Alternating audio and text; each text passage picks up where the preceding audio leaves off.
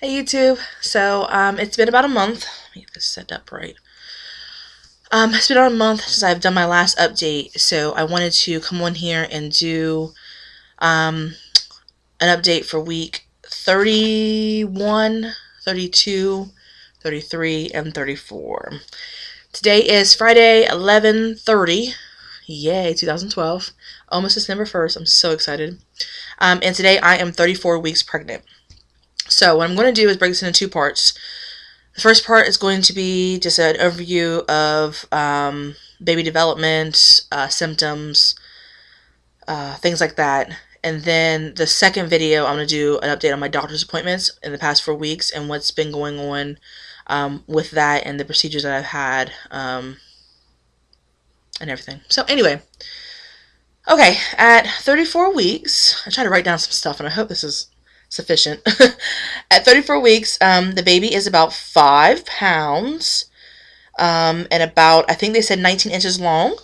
So it's approaching its birth weight, which it's a he for me, of course. So he is approaching his birth weight or birth length, which is awesome. Let's see. Right now, the testicles are making their way to the final destination of the scrotum. Cool.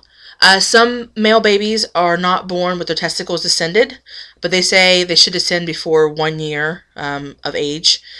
And I actually had a couple friends who their boys, their testicles didn't descend by, I think it was like 10 or 11 months, so they had to have surgery and everything. So hopefully it doesn't happen to me, but again, it is another serious thing that could happen.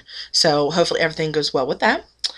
Baby is still working on different survival skills like sucking, swallowing, kicking, what do you say, breathing. So that's really good. Okay, so let's try to go into some symptoms that I've had personally in the past 4 weeks. So in the first week 30 and week 31, definitely the indigestion was still an issue. And it still is an issue as of today. I've had a lot of heartburn after anything I eat. Like today I had 2 bologna sandwiches with cheese and ketchup, and I felt like my whole esophagus was just tingly and kind of, it hurt, so I took 2 antacids, which really helped. So now I'm going to start taking antacids whenever I have this, because it gets really ridiculous, and I'm just like, oh my gosh. And we went to go get a 3D ultrasound, I think 2 weeks ago, and the technician said, oh, your baby's bald. I don't see any hair floating around the amniotic fluid. I'm like, lady, look, I've had indigestion and heartburn for the whole entire, since I was like 7 weeks pregnant. This baby has some kind of hair. I'm telling you that. It's not an old wives' tale. There has been proven theories that people that have the indigestion and heartburn while they're pregnant, 89% of the women who've had that while they're pregnant end up having a baby with a whole bunch of hair. So I don't know. Jada didn't have a whole bunch of hair, but I had it with her too, but not until the 3rd trimester. So I'm not sure, but I feel it. So definitely that. The lower back pain, which again was similar to my last vlog. Lower back pain is still an issue. Only when I'm up and standing for a long period of time or bent over, especially when I'm picking up Jada, because she's 2 years old and she weighs like 28 pounds. So picking her up and down is really hard on my back sometimes. And bending down, and we have a little tub that we put into our actual bathtub to give her a bath. And I get down on my knees and I give her a bath and help her get a bath and everything. So that's kind of hard on my back too. So we have one of those clawfoot tubs, so it comes up pretty high when I'm down on my knees. So it's like all the way up here. So, let's see, what else during those 2 weeks? A little frustration, which comes with the territory of just being a woman in general, because for some reason, men just don't get it, and so I've been kind of frustrated, but I haven't had as much frustration as I did last pregnancy, especially with the hormones, where I ended up yelling at my husband last pregnancy. This pregnancy, I haven't had that at all. We've definitely communicated a lot more, and I think it's just because we've been married now for almost 4 years, and it's just, we know each other's quirks, we know what gets on each other's nerves, so now we know what to avoid as far as, not getting into as many verbal spars. We never really argue.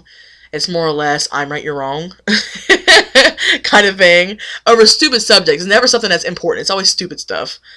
Like, who was the 23rd president? You know what I'm saying? Something stupid like that. So we get in little tiffs, and we call it debates. We call them debates. But sometimes he makes me mad, and so I'm like, you know what, I'm done. So anyway, frustration definitely, and having a toddler is really, really hard while pregnant. I just want to say that all you mothers out there that have done this, kudos, because it is difficult. Now Jada's kind of recessing a little bit, recessing. What was I saying? Recessing. She's kind of regressing a little bit because now it's a lot of baby talk for, JC on what we're getting him. We talk about JC on a lot. So we're trying to make sure we're balancing, our time with her and also talking about the baby and involve her in it. I say JC on's moving, you want to feel him? And she knows JC on's in my belly. So that's really cool.